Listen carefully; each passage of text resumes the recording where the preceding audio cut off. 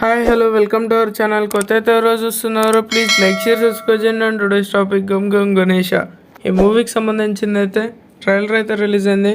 And trailer చూస్తే మనకు అర్థం కావచ్చు action comedy movie and all comedians are there in this film. And తన previous film baby cult blockbuster. And ఆ heroine తోటే ఇంకో మూవీ అయితే చేయబోతున్నారు లవ్ స్టోరీ అని.